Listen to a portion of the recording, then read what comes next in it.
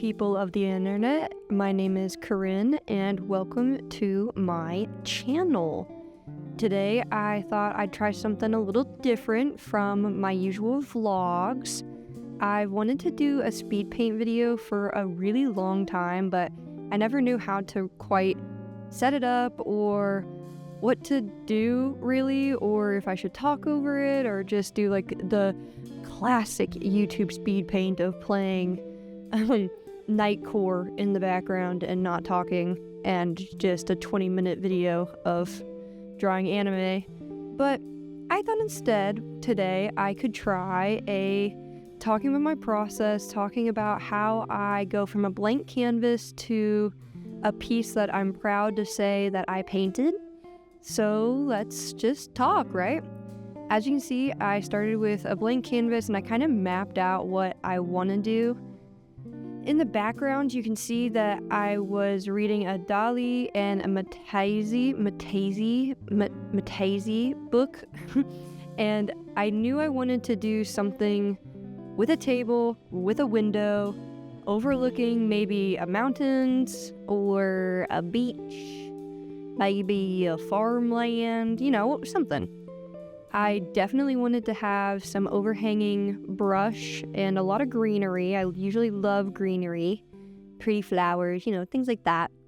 You can see me kind of painting like a little village down here. I thought at first I was going to do a village scene, and then I ended up wanting to do more of an ocean, looking over a nice pretty ocean view.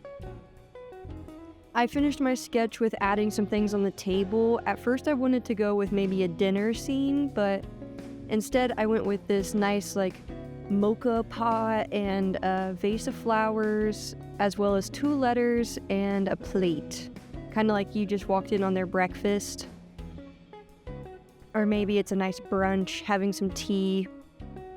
Maybe it's a day off and all your kids are out in the water, and your spouse is out fishing in the little boat, and you can watch them from your little window in your house. I wanted something calming, where I wish I had it now. Currently living in a very nice apartment, don't get me wrong, I am not at all complaining. Love where I'm at, but who wouldn't love to be in an oceanside cottage, just looking out at the waves and, living life. Whereas instead I'm just painting. I'm painting the future that I hope I have. And that's what I really like about art and painting. You don't even have to see what you're looking at to paint it. You can just paint from your imagination.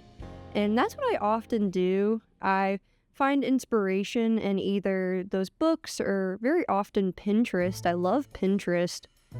Sometimes other social medias, but not very often. But once you figure out in your head, like, I want to paint an ocean scene, go ahead, just do it. You don't have to go to the ocean. You don't even have to find a very extensive reference picture. If you have an idea in mind, you can just paint it. You see that cut there? I kind of jumped ahead a little bit and I moved you a little forward so you can get a better view at what we're doing. I laid down these base colors, which were a little sloppy. That's okay. That's what I love to do. You need to fill in that canvas, so that way it's easier to just start slapping on the fun colors. And here I am slapping on fun colors. I'm doing some swirlies in the water to kind of represent the waves and the tides. I don't really know where I go in paintings. I just kind of do as it goes on, and it figures itself out in the end. I think the best way to do any sort of art is to have a baseline of what you want and then to just go for it at full speed. And my other piece of advice to artists that are younger or like me, where you're stuck in what you want to do and you love to do it, but you're just not sure of what you're doing. I have to tell myself this constantly. It's the phrase of just keep going. Don't let the painting think it's finished. Like, if you look at it and you think, oh, I could add this, then it's not done yet. Keep going. Keep going. And when I talk to people who often discourages themselves from creating, it's that mindset of, well, I don't want to make something that's ugly, and when I do make something, I never like how it looks, or they stop halfway through and they beat themselves up, and I am just as guilty as doing that. I often beat myself up in my own art, and I think a lot of artists do that. We're always our own worst critics, but the phrase of just keep going, you can't add too much to a painting, in my opinion, but I also suffer from too muchisms, too much. I love it. I love adding swirls and color, and to just keep going on a piece until you're like, wow, there's so much to look at. One of those I Spy books as a painting, literally my painting style. But it takes time. It takes time to develop that. And when I had first started painting again during COVID, I often would paint flowers, and then I would think I'd be done, and I wouldn't like how it looked, and I was really mean to myself with some of my first and early paintings. But I wish I could go back now and say, it doesn't have to be done. You don't have to say that this is finished. No one is holding you to that standard. I very recently saw a painting competition where artists did full paintings in 20 minutes. And in that 20 minutes, there were these wonderful pieces, just genuine pieces of art that were done in 20 minutes. I couldn't believe it. And I tried to do something similar with this painting, and as you can see, that didn't quite work out as I wanted, because this painting ended up taking me about 3 hours. Not all in one sitting. I did about 2 hours one day and then an hour the next day doing a little bit more on it. But I don't think I'm ever gonna be a 20-minute painter. And obviously, no diss at all to those artists, because the talent you have to be exuding to just whip something out stunningly, win an award, 20-minute painting, people wanna buy it. Boggling. Mind-boggling. I think I'm always just gonna end up being a too-mucher. I have the too-much gene. And adding and continuing to add and continuing to go is, I guess, my style. I wish I would have placed my camera a little bit differently. I guess in my next one, I'll try to angle you to the left.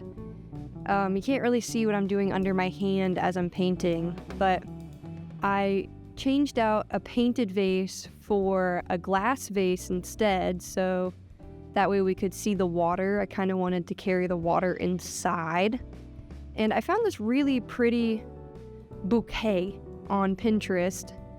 I wanted to go for an orchid and white rose sort of look. Kind of like you went outside to your own garden and just plucked whatever was blooming at the time and put it on your table for a little bit of tablescaping. I didn't want a whole bouquet or a whole done-up flower arrangement, just something pretty that you could see maybe your grandma having, with the window open and the breeze catching that flowery scent. Very nice. It's just such a good feeling to go back to one of my originals, which are roses, painting roses.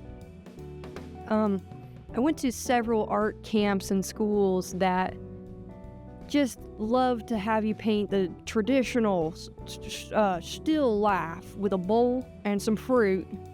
But painting botany and flowers and greenery and leaves have always been my favorite.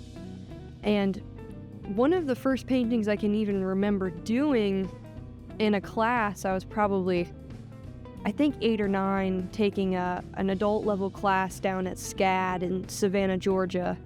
They wanted us to do botany pieces, and I hated all of the options up there, so I ended up painting a root system. And while I'm sure I could find the piece, it's definitely not one of my favorites, but as far back as I can remember, painting flowers have always been one of my favorites. just the structure and the beauty and how each one is an organic and original, yet they all look a little same and a little different. Plus, it's very easy to paint flowers, I guess, is the other thing. It's one of the easier things. Whereas I'm not very much a human or portrait artist, I love painting flowers. And here I wanted to add kind of like that baby's breath look. So I just dotted on a little bit of the white little flowers. I didn't add much like petals or anything. Like you're looking at it from a little bit far away. So it's just the baby's breath poking over. And I think those are like some sort of lily.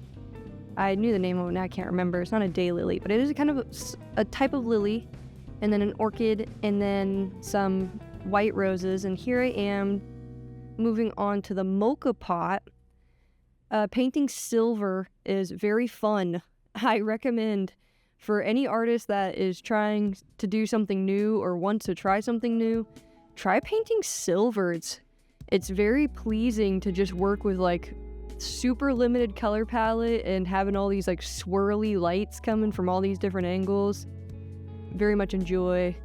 I want to do a like knight in shining armor kind of painting, but I gotta practice my portraitisms a little bit better because my camera died, so we're coming back as I painted the window too. So we're gonna move on to, I think I do the letters next, but like I was saying, I want to start practicing more portrait and human figures because I don't do that. And talk about stepping out of my comfort zone, that would be out of my comfort zone.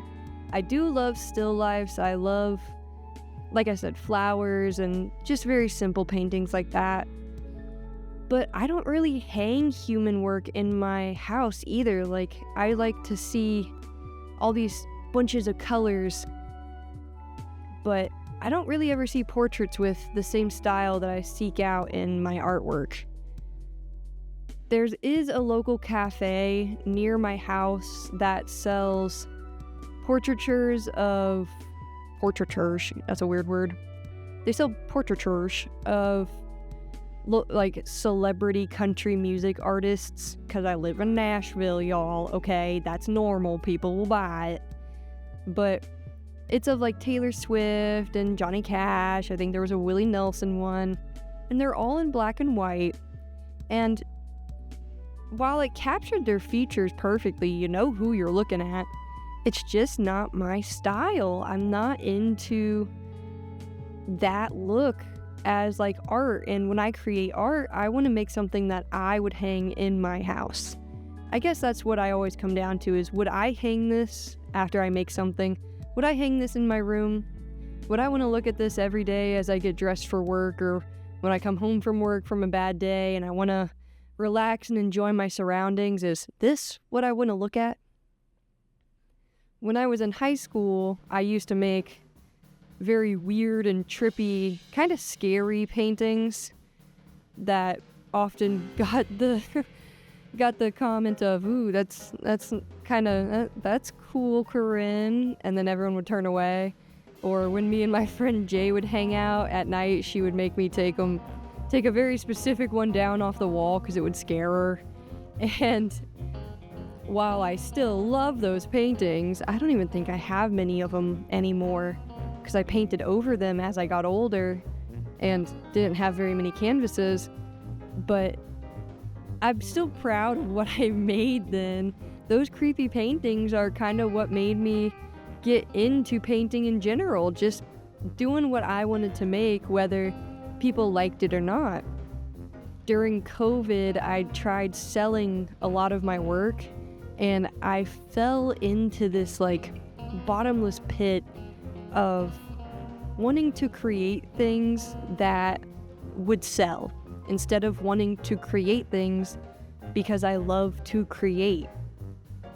And I kind of fell out of painting after about a year and a half of just selling my work because I was either not selling pieces that I was proud of, or I was selling pieces that I didn't put any energy into, and I couldn't believe that that was what people wanted. And as I stepped away, I moved on to different hobbies, of course, and I found myself wanting to go back to art and painting, but not sure if it'd be worth my time because I could no longer make money from it. Now that I've moved and I'm working full time and I have a wonderful partner who loves and supports me and helps me through my creative processes more than anyone has, I've kind of started painting again. I mean, I sat down at this table, my coffee table here, and I was like, you know what? I'm going to do it. I'm going to make something. And with just a little bit of flipping through these books, I knew I was going to make something with a mocha pot, and I just kind of ran from there. After I finished, quote unquote finished, I looked at it and realized I did not really care for the window. It wasn't what I'd want to be looking out at. So I went back, I added some more clouds, and I added the sun kind of peeking through the clouds there. And it's going to be the sun bouncing off the waves in the water. With the clouds kind of coming over from the right, you can see how they're a little bit darker. I wanted it to kind of show like, oh, the sun's either coming up or going down and a storm is blowing in. So it's actually not the beautiful beach day that we thought it was going to be. I kept adding more and more to the water. What did I tell y'all? What did I just say to y'all? I have a problem with just leaving it be. I just wanted to add more and more to the water to kind of give it that like oceany life. The waves are crashing. There's so much movement in the water. So I added more swirls, more dots, and a boat. And here I am showing you, I want to do wallpapering. I put these stripes down and then I added more to the water, and the table had a lot going on, but I felt like the background was lacking. It was boring. As them kids say, it was midsy. So I looked a little on Pinterest for some cute vintage wallpaper. I put a little bit too much water on my brush and it splattered. What that face was. But I wanted to do a wallpaper that made it feel like grandma's house, vintage. It's almost like this wallpaper was at one point white and then she's been smoking in there for so long that now it's like a weird grayish tan all over. And I do love a good repetitive moment, but when I tell you that I got halfway through this wallpaper and I was like, oh my god, I'm so done. Yeah, I probably shouldn't have done something so detailed because I was ready to be done with this painting. I don't know if that's just a me thing, but I get to a point in a painting where I want to move on to the next one, and I kind of set it down, but I promised myself I was gonna finish this. I was gonna finish this piece, if not for my sanity, then for you guys. I was doing it for y'all. I added the little flowers to all these little stems. I even went down the sides, and I'm very proud of how it came out. I'm so happy with the look. I just think that everything about this painting was what I was going for. It feels like we walked into grandma's house. She's out there looking at the boat that maybe grandpa or one of her uncles is on, and she's watching the storm blow in with the wisteria tree in her yard blowing. Like, it's so nice. I want to make more like storytelling paintings like this because I often do styles like this in more of a mid-century modern look, but this was fun in my nice swirly style. Got the wood table and the grass and the water and I love it. I love this piece. So I'll give you kind of a look over here at the end. I signed it and everything, and I put where it was made. I'm so proud of it. So let me know, what do y'all think of this painting and this kind of video, me talking you through my process or just rambling? I guess this was more of a ramble, but thank you so much for watching. Thank you. Subscribe.